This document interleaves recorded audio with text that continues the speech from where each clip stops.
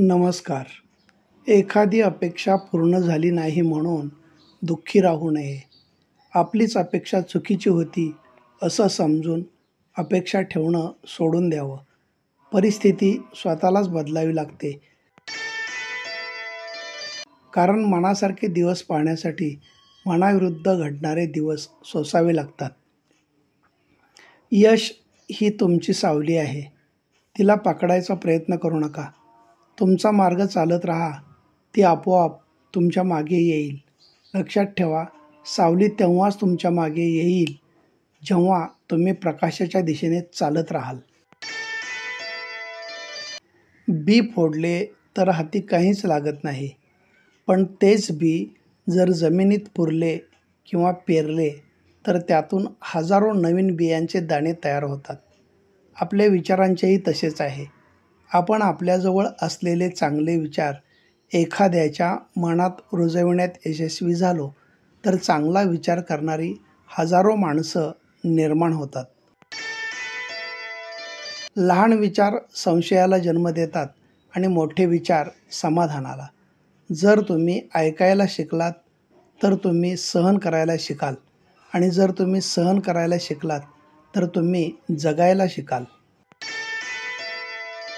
आपण वाईट वागून बघावं असं एखाद्या वेळी मनात आलं तर ते सहज शक्य होत नाही, आणि मग लक्षात येतं की आपल्या आयुष्यातील बऱ्याच अडचणींचं खरं कारण आपल्यातला चांगुलपणा आहे. आपल्याला मिळालेल्या यशाचे आपल्या जवळच्या किंवा दूरच्या लोकांना तसे फारसे कौतुक असत नाही. मात्र त्यामुळे जर त्यांचा काही फायदा होत असेल तर ते आपले कौतुक करतील. सध्याच्या काळात हवी ती वस्तू किंमत न बघता खरेदी करायची असेल तर घड्याळात न बघता कसून मेहनत करावी लागते. चुकीचे काम न केल्यास चिंता राहत नाही. विचार ठाम असल्यास मनात गोंधळ निर्माण होत नाही, आणि प्रामाणिक असल्यास कशाचीही पर्वा किंवा भीती वाटत नाही. काही गोष्टी फक्त शांत राहून अनुभवायच्या असतात, तर काही मनात साठवून ठेवायच्या असतात.